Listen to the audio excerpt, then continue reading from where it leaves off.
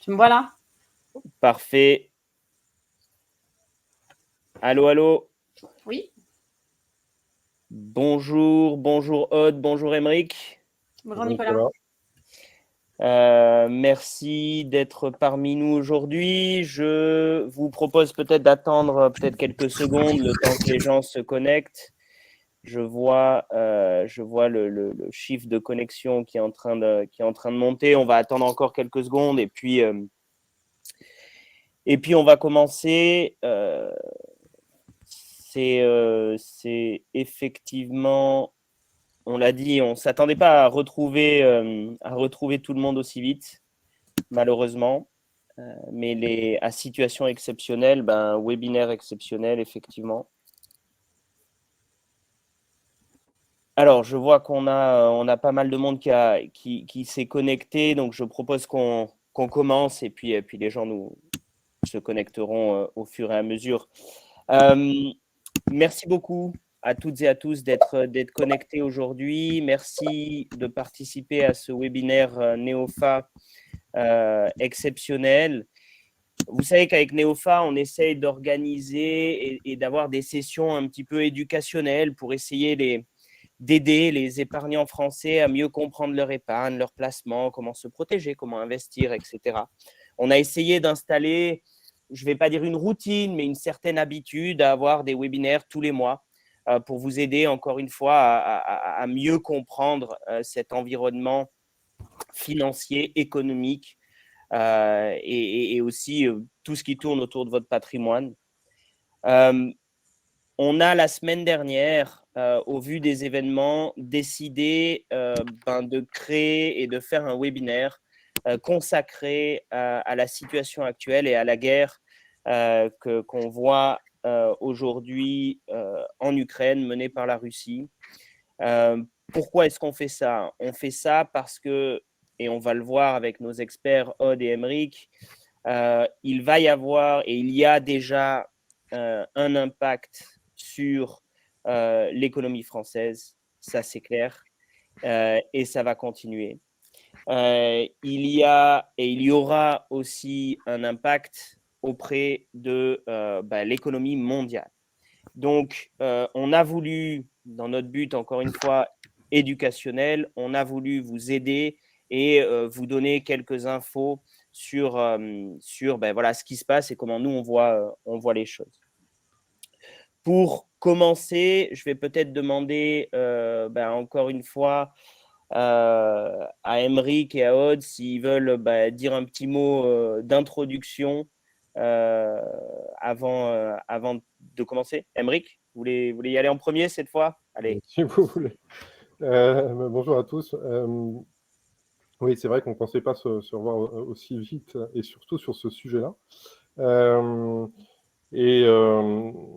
Je trouve que l'initiative de Nicolas était particulièrement bienvenue parce que, évidemment, on a plein de questions qui se posent et qui méritent d'être analysées pour se rendre compte de l'impact de ces événements à la fois sur l'économie, sur les investissements et sur notre quotidien. Voilà, donc j'espère qu'on va pouvoir répondre à vos questions.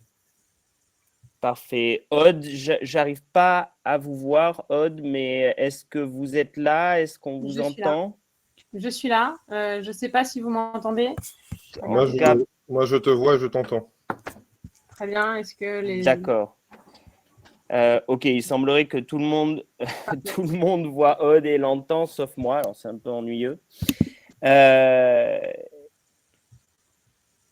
je vois que tout le monde voit Aude et l'entend. Donc, ce que je propose, peut-être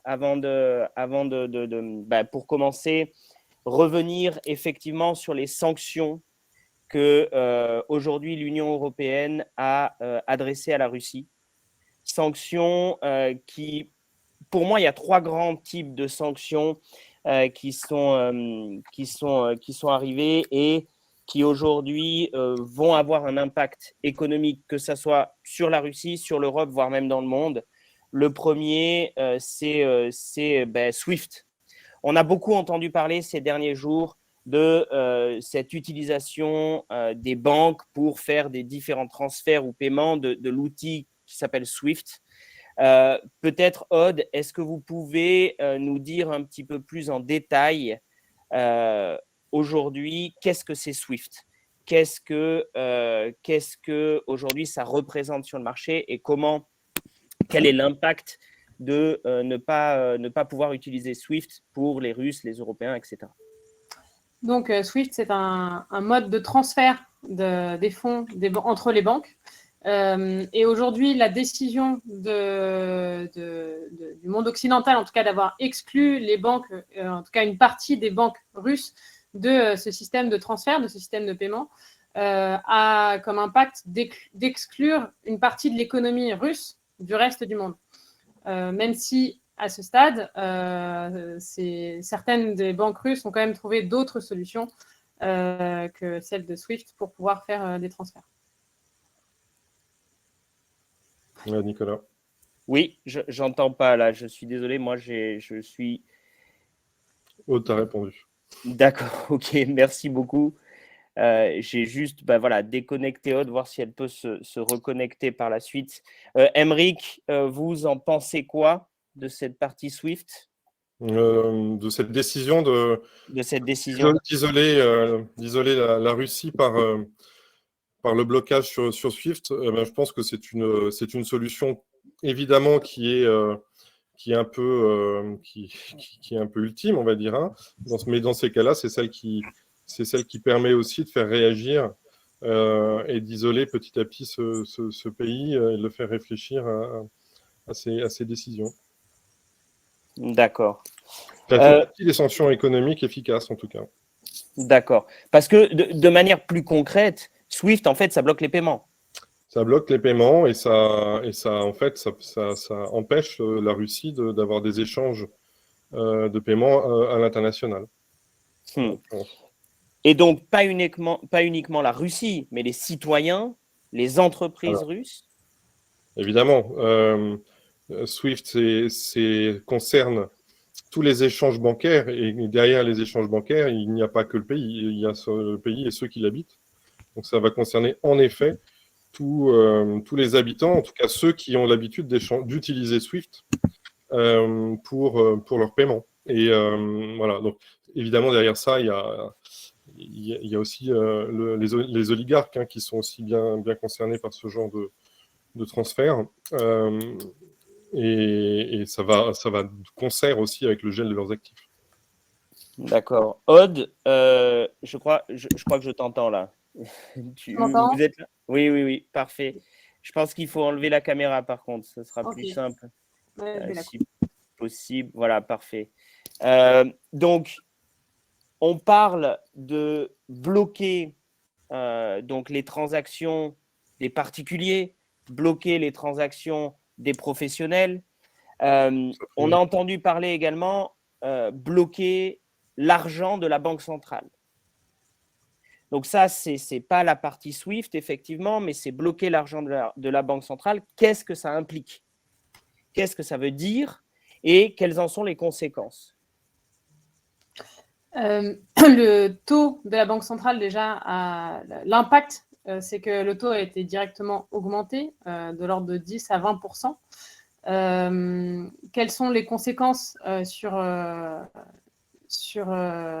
taux, tu peux préciser le taux? Vous parlez du taux, donc du taux crédit, c'est ça? Oui, c'est ça, du taux de crédit que la Banque centrale fait. Aymeric, tu voulais ajouter quelque chose? En fait,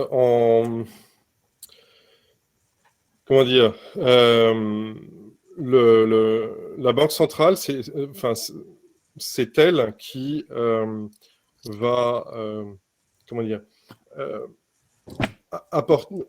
donner la valeur à la monnaie de la Russie. Et cette valeur de la monnaie de la Russie, elle est liée à des actifs, à des échanges entre les banques.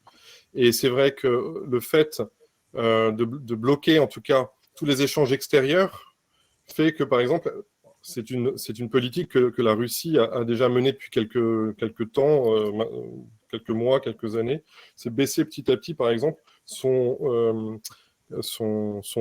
sa détention de dollars, par exemple, ne serait-ce que ça. Mais en fait, aujourd'hui, elle ne peut plus échanger du tout, en fait. Donc, on ne peut ni acquérir du dollar, ni acquérir de l'or, enfin, tout au moins à l'extérieur de son pays. Et ça veut dire que, du coup, ces richesses sont isolées. Voilà. Et sa capacité à émettre de la monnaie va s'appuyer sur ce qu'elle est capable de faire elle-même, sans s'appuyer sur ses actifs à l'étranger. Comme elle a une capacité, comme la Russie a une capacité à émettre de la monnaie qui est beaucoup plus faible aujourd'hui, et ben, si les gens veulent avoir du rouble, ben, ils vont devoir payer très cher. Voilà. Et c'est pour ça aujourd'hui que les taux sont passés, il me semble, si je ne m'abuse, de 9% à 20% depuis en une semaine, quoi. Il me semble qu'on est dans ces eaux-là. Sans parler de la baisse du rouble dont vous parlez, en l'occurrence, le rouble, lui, a perdu plus de 30% depuis le début de la situation. Qui, effectivement, alors c'est intéressant que vous parlez de ça, Aude, parce que du coup, le rouble a baissé de plus de 30%. Est-ce que ça a un impact sur l'économie russe domestique, ou alors est-ce que l'impact est exclusivement international, c'est-à-dire qu'un Russe qui voudrait voyager aujourd'hui, alors déjà il n'est pas forcément très à l'aise pour voyager, mais vu que la monnaie a perdu énormément de sa valeur, il va payer beaucoup plus cher pour aller voyager, pour acheter quelque chose à l'extérieur, etc. Mais est-ce que ça a vraiment un impact aujourd'hui sur l'économie domestique ? Non, actuellement, ce qui se passe sur l'économie domestique, c'est que quand on parle de la baisse du rouble, c'est bien entendu la baisse du rouble par rapport aux autres monnaies.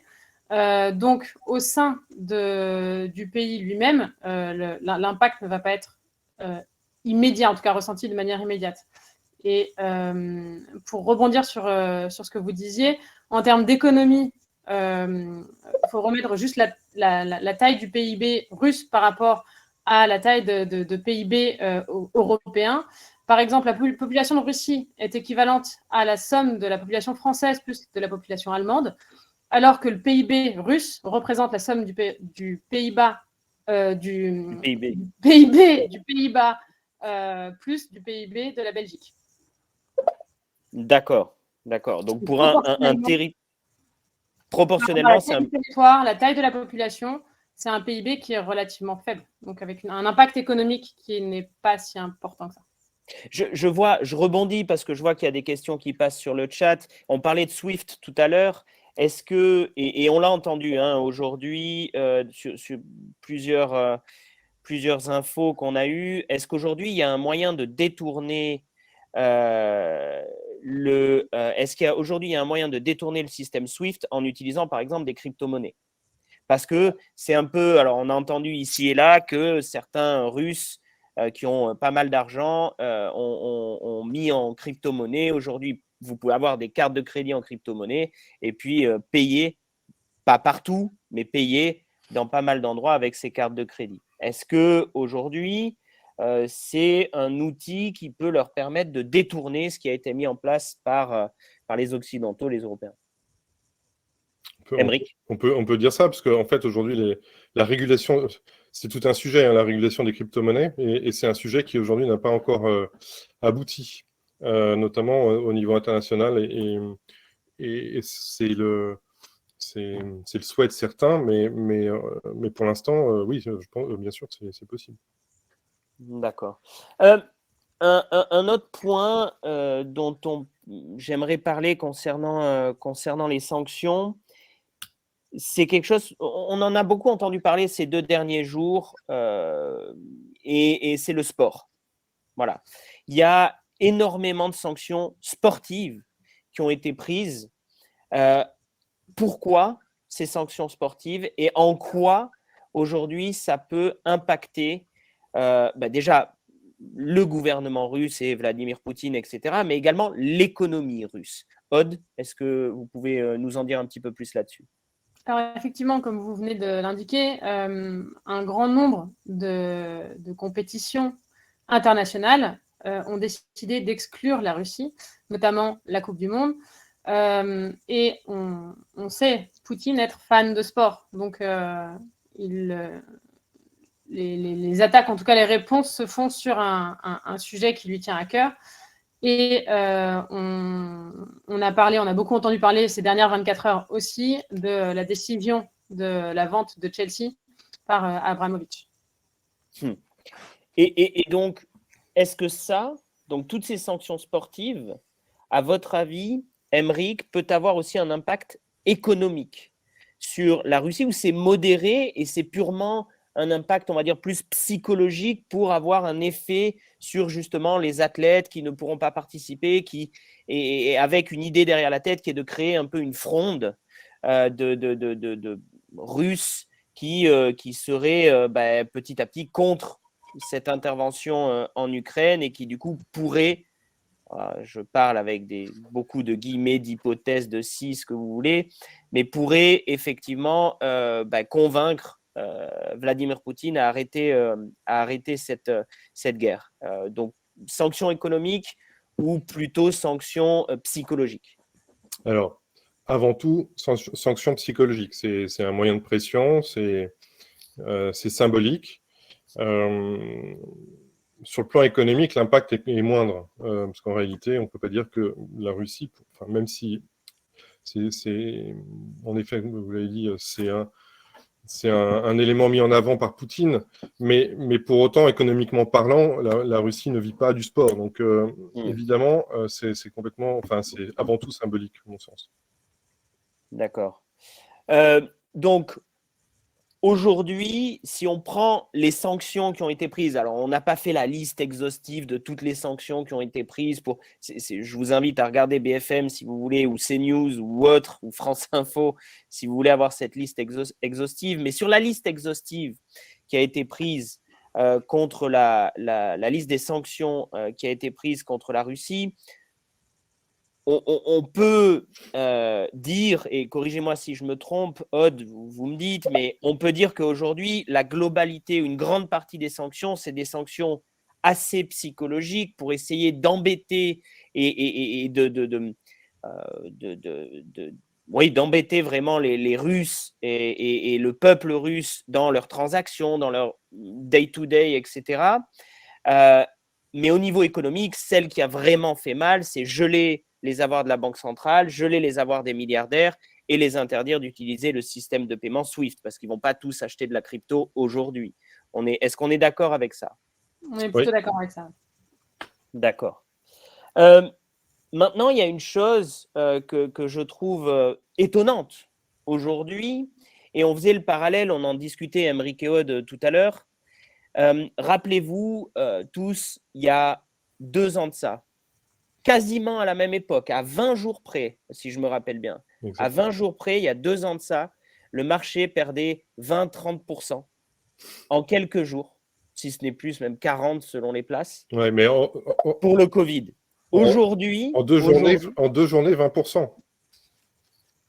Alors, il y a 2 ans, vous dites. Oui, il y a 2 ans. Voilà, il y a 2 ans, en 2 journées, 20%. Alors que, et aujourd'hui, ce qu'on voit sur les marchés, c'est qu'en une semaine, les marchés sont flats. Il n'y a pas eu d'évolution. Alors, ça repère un petit peu, je crois, là, ce soir. Mais la réalité, c'est qu'aujourd'hui, il n'y a pas eu réellement d'impact. Aymeric, est-ce que vous voulez dire un mot là-dessus, sur la réaction des marchés? Et je donnerai la parole à Aude par la suite. La comparaison, elle est simple. Hein, c'est ce que je disais. Donc, il y a 2 ans, c'était en 2 jours 20%. Et là, sur cet événement, en 5 jours, 2% de baisse, de date à date. Hein. À ce soir avec la dernière baisse de la fin de journée. Donc, évidemment, on voit que la mesure n'est pas la même. Et elle n'est pas la même, notamment parce que disait Aude tout à l'heure, le PIB de la Russie et de l'Ukraine sont faibles par rapport à la dimension mondiale. Et encore, je parle de la baisse du CAC 40. D'accord ? Ouais. La France, et même l'Eurostoxx, c'est à peu près le même type de baisse. Donc, la France et l'Europe sont les plus concernés par ce qui se passe quand même en Russie. Parce que quand on regarde toutes les places boursières, la réaction n'est évidemment pas du tout la même aux États-Unis, par exemple. Aux États-Unis, la bourse continue à progresser. Elle a à peine été chatouillée le premier jour de la crise.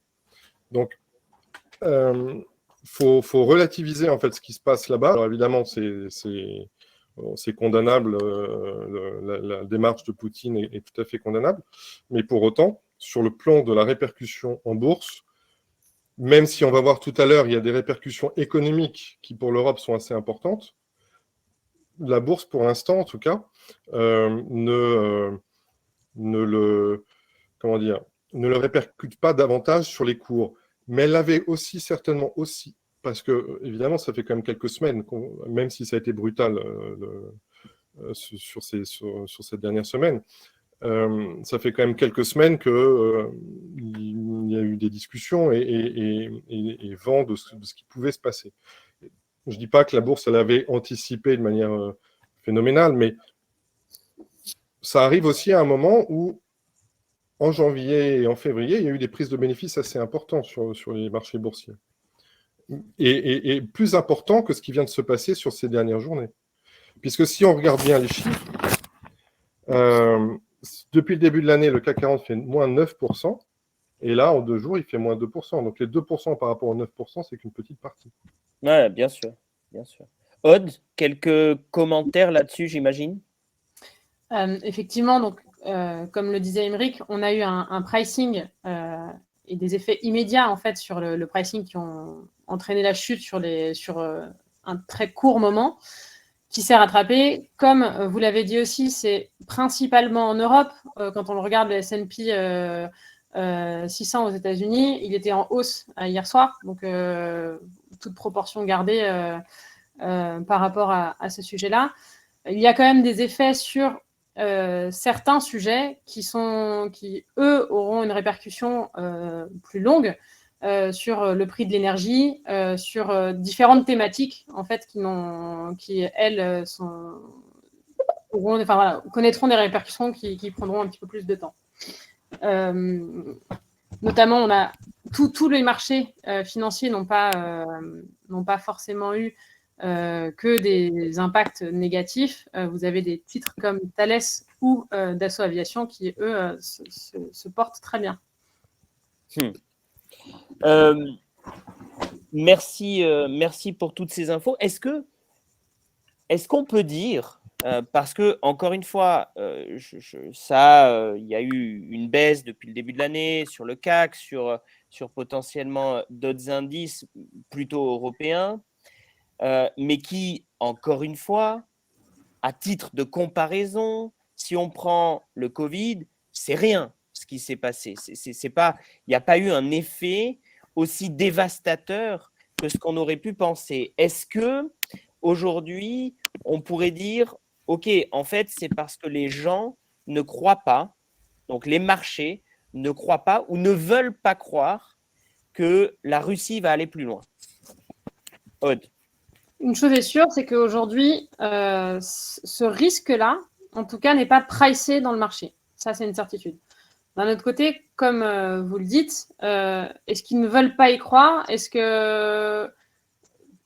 que ça voudrait dire, en fait, de pricer le risque sur lequel on a tous ces craintes de la guerre nucléaire, tout simplement? Ça voudrait dire quoi? Que le marché vaudrait zéro? Donc le marché aujourd'hui, non, n'a pas pricé, en tout cas, ce risque-là. Donc le marché, on va dire, l'impact économique de la Russie, on va le voir ensuite, se fait principalement sur les matières premières. Et il y a un impact fort aujourd'hui sur le prix du pétrole, sur le prix du gaz. On va le voir un petit peu plus tard. Mais sur l'économie mondiale, en fait, l'impact est quand même assez faible, ce qui fait qu'effectivement, les marchés réagissent de manière plutôt modérée. Je le dis comme ça. Aymeric, est-ce que je le dis, est-ce que vous êtes d'accord avec ça? Oui, on peut dire ça comme ça. D'accord. J'ai une question qui se pose. On me demande ce que c'est pricer, c'est-à-dire que les marchés vont anticiper ce qui pourrait ou ce qui est en train de se passer, et donc ça va faire varier le prix du marché. Par exemple, le marché a une crainte avec le Covid, le marché a eu la crainte que tout le monde tombe malade et que ça stoppe l'économie mondiale parce que il y avait plus d'avions, plus etc. Donc, le marché, les gens ont eu peur, ils ont vendu, ils ont préféré garder leur argent. Résultat, ça a fait chuter les prix. C'est ce qu'on appelle pricer. Est-ce que, donc, merci pour ces infos, Aymeric, Aude. De manière un peu plus concrète, au niveau économique, qu'est-ce que vous voyez comme impact pour la France? Concrètement, il y a des échanges entre Russie, France, etc. Quels peuvent être les impacts? Alors, je vous demanderai de ne pas parler de matières premières, s'il vous plaît. Donc, mais mis à part ça, on en parlera juste après. Merci.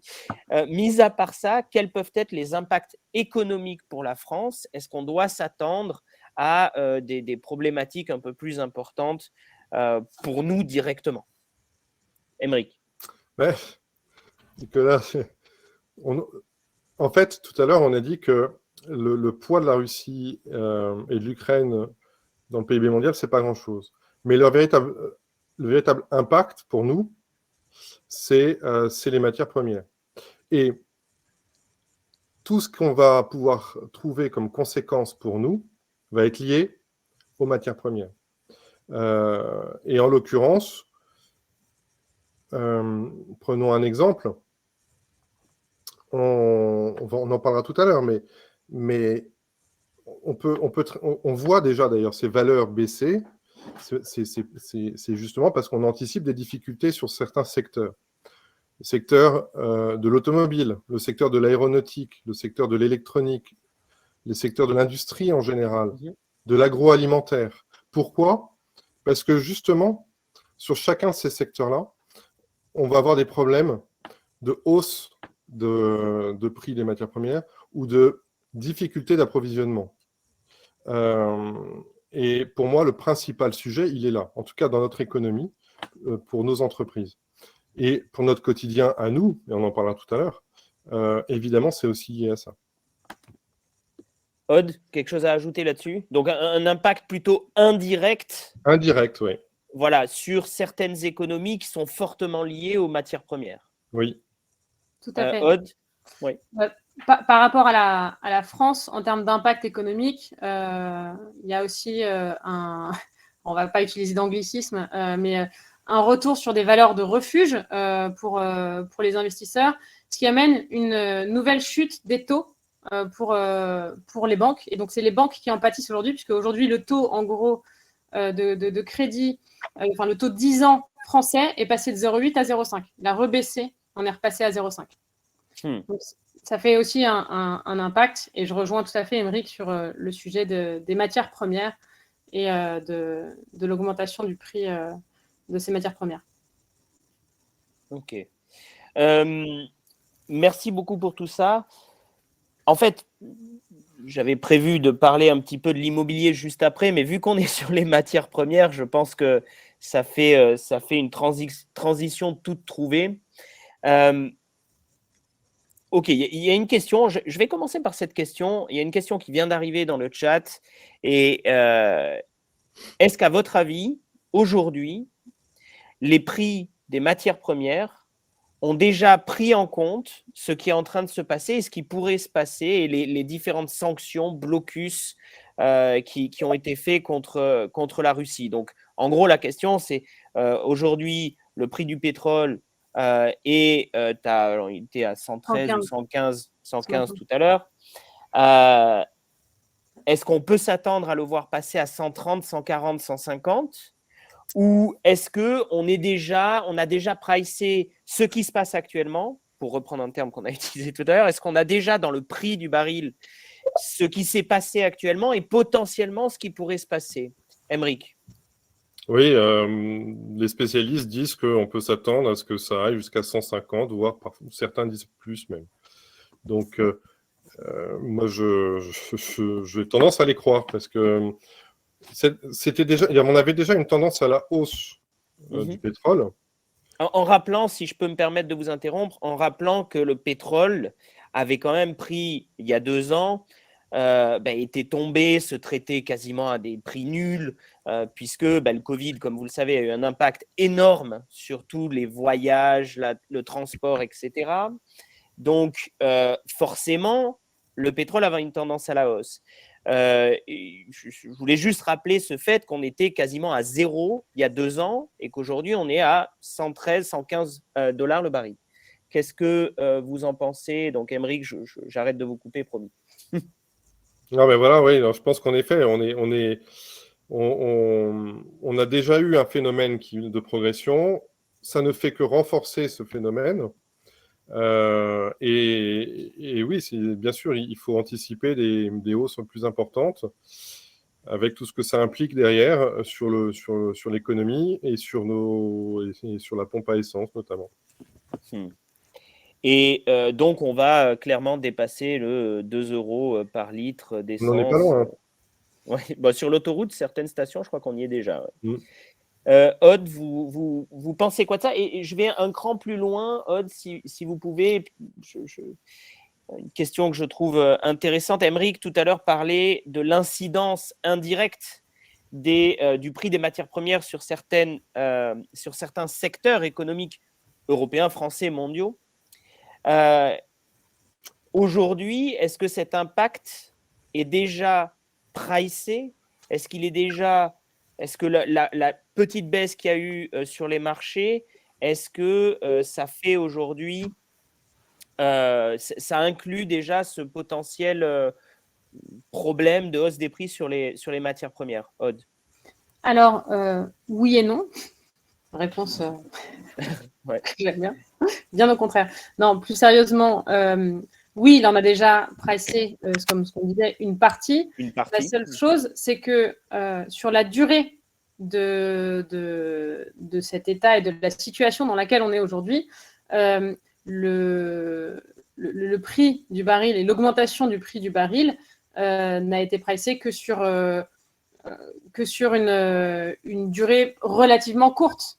On s'installe pas dans la durée par rapport à ce prix-là. Si la situation devait devenir plus pérenne, ou en tout cas devait durer beaucoup plus longtemps, bien sûr qu'on aurait un impact qui serait très fort sur le prix du baril et le prix de l'énergie en règle générale.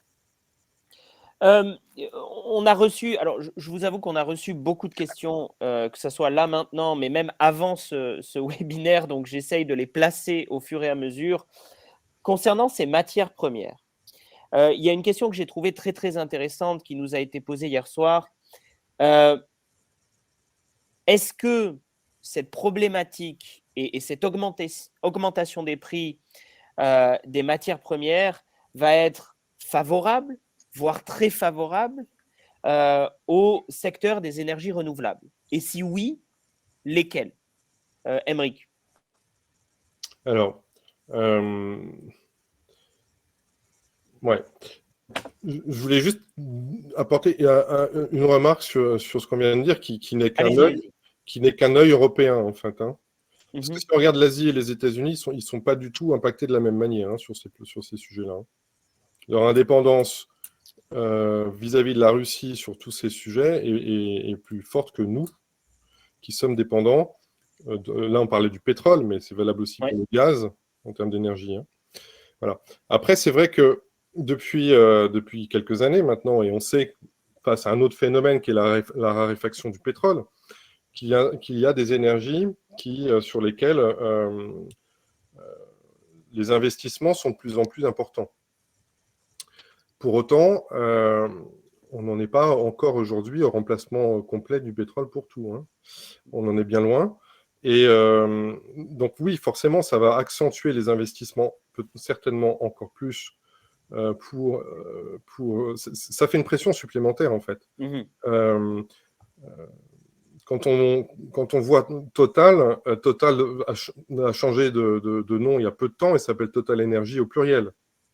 C'est pas pour rien. C'est bien parce que justement on accentue l'avancée vers d'autres énergies. Alors lesquelles, le sujet il est encore difficile à résoudre, hein, parce que je pense qu'aujourd'hui, on n'a pas la recette miracle sur une énergie en particulier. Et alors oui, on a des tas de choses. L'électrique, de toute façon, est peut-être l'énergie qui a le plus progressé ces dernières années, dans tous les domaines, en fait. Donc oui, ça va encore accentuer ce type d'énergie-là, mais il y en aura certainement d'autres, et on espère en tout cas. Aude, vous pensez quoi de ce point-là? Sur la partie des énergies renouvelables, clairement, les économistes aujourd'hui considèrent que ça va leur être favorable. Cette situation, en tout cas en Europe, comme le répétait Émeric, puisque c'est en Europe que l'impact est d'autant plus réel. Dans les pays européens, aujourd'hui, oui, effectivement, il va y avoir un impact favorable en termes d'investissement sur les énergies renouvelables. Alors, j'ai une question du coup, puisque vous venez de préciser un point qui est très important, Émeric et Aude, c'est-à-dire qu'aujourd'hui, cet impact économique lié à l'augmentation du prix des matières premières va principalement impacter et ennuyer, on va dire, les pays européens. Est-ce que ça voudrait dire que nos investissements dans les prochains mois devraient plutôt se diriger vers des pays autres que européens? Émeric, désolé. Alors oui, c'est une des solutions. Alors ce qui est un peu contredisant par rapport à ce qu'on pouvait imaginer en début d'année, où on se disait en début d'année,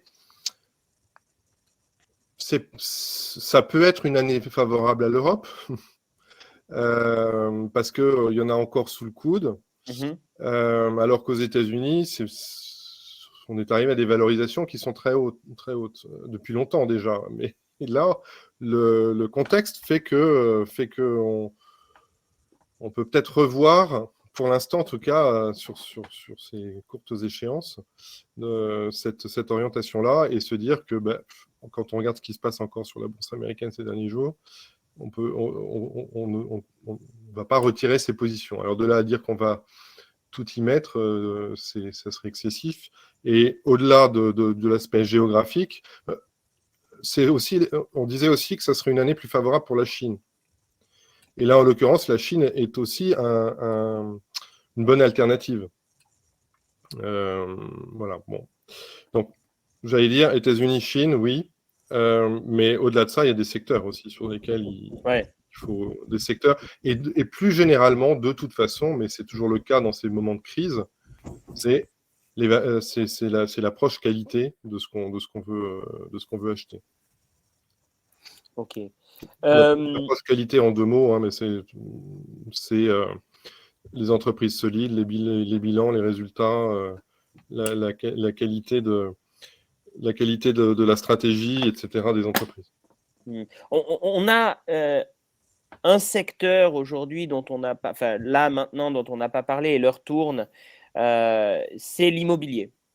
Aude, est-ce que par hasard vous pensez que le marché immobilier peut être impacté par ce qui se passe, ou voilà, est-ce que ça est et ça reste toujours malgré tout une valeur refuge? Aude. Concrètement, le marché de l'immobilier est un marché qui est quand même particulièrement important en France, apprécié des Français. Et oui, clairement, le marché de l'immobilier est une valeur refuge. Ce sont des biens qui sont tangibles et à l'aune d'une situation qui est compliquée, qu'on a du mal à percevoir sur les semaines à venir, ça reste un investissement qui a du sens. Stopper l'intégralité des investissements dans l'immobilier en France, notamment, n'aurait pas de sens. D'accord. Donc, pour vous, c'est clairement ça. Si aujourd'hui, on a une crainte peut-être sur certains secteurs dans les marchés financiers, l'immobilier pourrait être un réceptacle de cette crainte, puisqu'on pourrait réinvestir cet argent dans l'immobilier. Émeric, vous êtes du même avis? Oui, enfin, moi, ce que je pense, c'est que pour moi, il y a 2 éléments. Le premier, c'est, oui, si on ne se sent pas d'aller sur les marchés dans des conditions comme celle-ci, l'immobilier est forcément une bonne réponse. Valeur refuge. Mais n'oublions pas, et ça c'est le deuxième point, que l'immobilier est un actif parmi d'autres et que selon son profil et ses objectifs, il doit avoir la place qui doit lui correspondre et que ce n'est pas pour autant qu'il faut tout abandonner sur les marchés financiers non plus. J'allais même dire, on n'a pas du tout parlé de ça, mais c'est pas parce qu'il y a une baisse et des perspectives de ce type-là qui, pour l'instant, on voit ne sont pas. On va voir comment les choses évoluent. Si ça devait durer très longtemps, si ça devait se répercuter, etc., peut-être que mon discours serait différent. Mais à aujourd'hui, il n'y a pas de raison de fuir les marchés. Il y a juste une raison de faire attention, d'être vigilant et peut-être de faire une rotation de son portefeuille. De sectoriser, de vraiment… sectoriser, Ouais. voilà, de se dire, attention, il y a des valeurs sur lesquelles il ne faut peut-être pas rester. Peut-être saisir des opportunités aussi sur des valeurs qui ont bien baissé. Progressivement, oui. Ouais, progressivement, exactement. Et puis aller sur d'autres qui sont moins concernés. Voilà. Ça, c'est la stratégie sur les marchés. Et puis après, si vraiment on ne se sent pas l'âme de faire ça, et évidemment, l'immobilier est une ressource. Mais moi, je suis toujours pour la combinaison des actifs. C'est-à-dire qu'on ne doit pas passer du tout au tout parce qu'il y a un événement de ce type-là. Attention, c'est ma vision d'aujourd'hui. Il faut voir comment les choses évoluent. Voilà, c'est aussi ce que on voulait préciser. Tout ce qu'on vous dit aujourd'hui, maintenant, c'est ce qu'on vous dit aujourd'hui, maintenant, à 18h42. Selon effectivement ce que les Russes décident de faire ou pas, effectivement, ça peut avoir un impact sur tout ce qu'on vous a dit aujourd'hui et tout ce qu'on va continuer à vous dire dans les prochaines minutes. Donc, gardez bien ça en tête. Malheureusement, on est dans une situation tellement volatile que il peut se passer pas mal de choses dans les prochaines semaines et prochains jours. J'ai une question qui est parvenue là sur le chat et que je trouve est plutôt intéressante puisque ça regroupe un petit peu tout ce qu'on dit depuis tout à l'heure. Il y a eu des sanctions contre les oligarques russes. On est d'accord, tout a été bloqué, gelé, etc. On dit que le marché immobilier peut être une valeur refuge, etc. Est-ce que vous pensez qu'il va y avoir un impact sur le marché immobilier de luxe qui, on le sait, en France, quand même, attire un certain nombre de personnalités russes et ce sont eux qui, aujourd'hui, enfin, pas que eux, mais en partie, vont acheter des biens plusieurs dizaines, voire centaines de millions d'euros. Est-ce qu'il peut y avoir un impact sur ce marché-là? Et si oui, voilà. Est-ce qu'il peut être important? Aude, qu'est-ce que vous en pensez? En termes d'investissement dans l'immobilier, on n'investit pas dans l'immobilier comme on investit sur les actions. Clairement, le rythme de l'investissement dans l'immobilier, pour qui que ce soit, c'est quelque chose qui prend du temps. Quand on va faire une acquisition immobilière, même pour quelqu'un qui va faire une acquisition immobilière de plusieurs dizaines, voire centaines de millions d'euros, c'est une décision qui prendra du temps. Cette question-là, oui, on peut avoir un impact sur l'immobilier de luxe, mais pas sur une période aussi courte que celle qu'on a vécue jusqu'à maintenant. Si jamais, là encore, ce conflit devait continuer et être pérenne dans la durée, là, on aurait un réel problème. Et effectivement, il y aurait un impact sur l'immobilier de luxe. À ce stade, il est encore beaucoup trop tôt pour pouvoir savoir s'il y aura un impact, parce que ce n'est pas en une semaine avoir bloqué les investissements des Russes qu'on va avoir cet impact sur le coût de l'immobilier, en tout cas. Alors, on a beaucoup parlé d'impact depuis tout à l'heure. Qu'est-ce qui va arriver? Comment ça va se passer? Est-ce qu'on va souffrir? Comment? Où? Sur quel secteur? Sur quel marché? Est-ce qu'on va perdre de l'argent, gagner de l'argent, etc. Comment je peux me protéger aujourd'hui? Je suis un épargnant, j'ai peut-être un contrat d'assurance vie, j'ai un petit peu de fonds euros, j'ai un petit peu d'UC. Qu'est-ce que je fais? Est-ce que je dois me protéger? Aymeric, vous avez en partie répondu à la question tout à l'heure en disant tout ce qui est marché financier, il faut peut-être rebalancer et peut-être arbitrer certaines positions. Mais voilà, qu'est-ce que vous en pensez? Qu'est-ce que je ferai aujourd'hui, je suis un épargnant, j'ai 100 000 euros en assurance vie, j'ai un peu d'immobilier locatif. Comment je me protège? Est-ce que je dois me protéger? Voilà. Aymeric? Ouais. Pour compléter ce que je disais tout à l'heure sur le rebalancement, sur la partie des marchés actions, où en effet, il faut réajuster son portefeuille si l'allure du portefeuille ne correspond pas à la situation. Au-delà de ça, il y a aussi un effet dont on n'a pas parlé, plutôt positif, pour l'instant, en tout cas, sur l'obligataire, et notamment sur ce qu'on appelle l'investment grade, qui correspond aux obligations d'entreprise les mieux notées. Là-dessus, on est repassé à des taux qui sont, alors vous allez me dire, c'est pas beaucoup, hein, bien sûr, mais on est repassé à des taux qui sont de l'ordre de 1,5%. Mais c'est mieux que précédemment, et ça permet d'avoir des positions d'attente, surtout si on veut se sécuriser un moment sur les marchés, et dans le cadre de ces portefeuilles, et notamment dans le cadre de l'assurance vie, de manière au moins temporaire.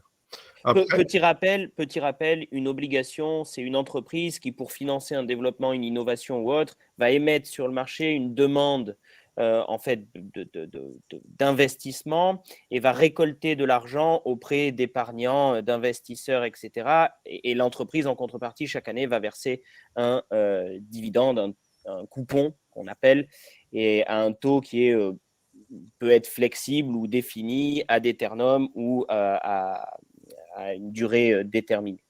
Donc, le risque là-dessus, c'est que l'entreprise ne puisse pas rembourser son crédit, en fait. Donc, quand on appelle investment grade, c'est des entreprises qui, aujourd'hui, ont quand même, d'après les agences de notation, une capacité de remboursement plutôt importante. Voilà, c'était juste pour préciser. Et il y a une remarque que je vois sur le chat qui est assez intéressante sur le fait pour se protéger et profiter de la situation actuelle, il faut continuer ses versements programmés sur l'assurance vie. C'est assez juste parce qu'il faut aussi se dire que ça nous donne, mais c'est déjà le cas sur les marchés actions depuis le mois de janvier où on a un creux sur un certain nombre de valeurs. Le fait d'investir progressivement et de continuer même à investir en ce moment permet de bénéficier aussi de ces baisses de marché et donc de trouver des points d'entrée intéressants pour l'avenir. Donc, en fait, c'est éviter aussi les grands mouvements de balancier. Vous voyez ce que je veux dire? Ces grands mouvements de balancier, ils peuvent souvent être préjudiciables. Alors que si on patiente, on réajuste, on réinvestit à la baisse, évidemment sur des valeurs qui sont pertinentes, qu'on se protège peut-être sur une partie ou qu'on diversifie d'autres risques sur d'autres types d'actifs. Voilà. Mais c'est pas dire, voilà, mon portefeuille action, je le ferme, je fais autre chose. Je pense qu'on n'en est pas là aujourd'hui. En tout cas, on l'a vu depuis le début, depuis quelques minutes, enfin, ça fait maintenant presque une heure. On voit que la baisse, il y a une comparaison qu'on n'a pas faite et que j'avais notée, c'est que l'Irak, en 1990, ça avait fait moins 18 en quelques jours. On n'est pas non plus dans cette configuration-là aujourd'hui.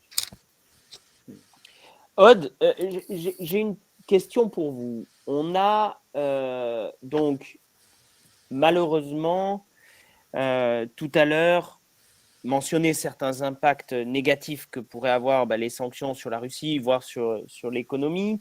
On était en début d'année, voire en fin de l'année dernière, dans un environnement de hausse des taux. Hausse des taux qui fait que le coût du crédit pour acheter de l'immobilier est plus cher, du coup.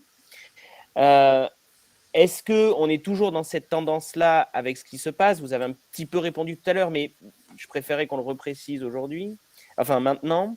Est-ce qu'on est toujours dans cette tendance-là? Et si oui, est-ce que du coup, il peut y avoir un impact sur le prix de l'immobilier? Alors le marché, comme ce qu'on disait, on a une rechute des taux sur le 10 ans français, sachant que les banques aujourd'hui, en partie, se refinancent sur le marché également. Donc, elles ont une capacité à aller se financer à un taux qui leur coûte moins cher. Mais la baisse des taux fait aussi que aujourd'hui, les banques, elles vont aussi avoir plus. Il va vraiment falloir qu'elles choisissent les investissements et en tout cas les personnes à financer ou en tout cas les biens à financer pour ne pas financer tout et n'importe quoi, pour ne pas avoir un niveau de risque qui soit trop important. Et on risque d'avoir une tension en termes et on la sent de toute façon depuis quelques semaines, sur la capacité des banques à aller sortir les crédits. Alors certes, les taux rebaissent un peu, mais en revanche, les banques prêtent moins. On a clairement, et je pense que tous mes confrères ont ce même sentiment-là, ça devient de plus en plus compliqué d'aller faire financer si on n'a pas un dossier qui est juste parfait et exceptionnel qui rentre dans les cases des banques. Aymeric, vous avez un commentaire là-dessus? Oui, je suis d'accord avec ça. Après, c'est vrai aussi que… Vous le sentez, vous aussi, dans les derniers peut-être dossiers que vous avez eu à traiter ou discuter avec les banques, vous sentez cette réticence aujourd'hui des banques de prendre peut-être le même risque qu'ils prenaient il y a 3-4 mois? Oui, c'est vrai. Je confirme. Mais oui, c'est le réflexe naturel des banques dans ces conditions-là. Oui. Est-ce qu'on peut dire aujourd'hui que l'effet à court terme sur l'économie française, européenne, est déjà plus ou moins valorisé dans le prix des places financières françaises, européennes, mondiales? Je ne vais pas parler aujourd'hui de moyen ou de long terme, puisque le problème est que tout dépendra de ce que Vladimir Poutine décidera de faire, ou les Européens ou les Américains décideront de faire. Donc, est-ce qu'on peut dire aujourd'hui que la valorisation des différentes classes d'actifs s'est déjà ajustée par rapport à ce qui se passe actuellement? Aude? Alors oui, je confirme qu'en tout cas, il y a eu un ajustement, mais il y a encore plein de choses qu'on ignore et qui ne permettent pas d'avoir une situation qui est complètement sereine par rapport à tout ce qu'on voit. Un exemple, hier, il y a eu un arrêt d'une usine de Toyota. Personne n'est en capacité de savoir si c'était une cyberattaque ou ce qu'il en était de ça. Est-ce qu'on va avoir à subir ce genre de choses dans les mois à venir, dans les semaines à venir? Aujourd'hui, on ne sait pas. Est-ce que la Chine va profiter de la situation pour faire, par exemple, une annexation de Taïwan? Est-ce qu'il y aurait des répercussions économiques qui seraient beaucoup plus fortes que celles de ce qui se passe en Russie à l'heure actuelle? On l'ignore. Et ça, tous ces éléments-là que l'on ignore ne sont pas encore pricés dans le marché. Oui. D'accord. Aymeric, oui, vous vouliez rajouter quelque chose? Pricé dans le marché et répercuté aussi dans le fonctionnement même des entreprises et de la vie quotidienne, en fait. Il y a des choses il y a des conséquences de tout ça. On parlait tout à l'heure des conséquences de la hausse des matières premières, la raréfaction des matières premières, etc. Oui, on a commencé à pricer certaines choses, mais comme on ne sait pas combien de temps ça va durer, quels effets réellement ça va faire, peut-être qu'il y aura des réajustements autres aussi. Ou alors des résultats des entreprises qui vont forcément baisser, etc. Donc, dans les mois à venir, il pourra aussi y avoir d'autres répercussions à ce niveau-là. Puisque ça va forcément se sentir dans le coût de la vie des ménages. On avait déjà… on sait déjà qu'on va vers des périodes d'inflation, ça ne fait qu'accélérer aussi l'inflation. Donc, forcément, tout ça va avoir des répercussions. Et donc, va accélérer le changement des paradigmes économiques. Mmh. Et ça, il faut voir comment les choses se passeront réellement dans les mois à venir. Et il y a aussi un éventuel ralentissement de la croissance européenne. C'est vrai qu'on n'en a pas parlé, mais tout ce qui se passe actuellement peut quand même, on était dans une pleine reprise économique très importante, avec des croissances dans les différents pays européens qu'on n'avait plus connues depuis très très longtemps. Ça peut avoir un impact et qui du coup, si cette croissance ralentit, avec les problématiques de prix sur les matières premières, etc., est-ce qu'on ne serait pas là, en fait, dans une combinaison qui pourrait commencer à créer une crise un peu plus importante? Si, évidemment, tout ça dure, c'est-à-dire la crise en Ukraine, la guerre en Ukraine dure. En fait, c'est une des questions majeures. C'est quelle va être la durée et quelle va être la profondeur de cette crise, en fait. Et Aude disait tout à l'heure, il peut y avoir des effets boule de neige. Donc, c'est ça qui reste aujourd'hui à cerner et qu'il est très difficile d'imaginer pour l'instant. D'accord. Écoutez, malheureusement, alors, on a énormément de questions qui sont arrivées. On ne pourra pas répondre à toutes les questions. On est à quasiment une heure de webinaire. Ce que je peux vous proposer à toutes et à tous, c'est si vous avez d'autres questions, n'hésitez pas. Margot a mis donc directement dans le système, dans le chat, un lien pour prendre rendez-vous avec Aude ou Aymeric pour poser vos questions, discuter avec eux et voir comment Aude, Aymeric pourraient vous aider. Je veux revenir sur un petit peu tout ce qu'on a dit pour résumer un petit peu tout ça et pour avoir les idées claires, on va dire, pour partir. La première chose, la plus importante, et je pense qu'il faut tous qu'on se rappelle ça, ce qu'on dit aujourd'hui n'est valable, malheureusement, avec l'incertitude qui règne actuellement, n'est valable que pour aujourd'hui, 18h57.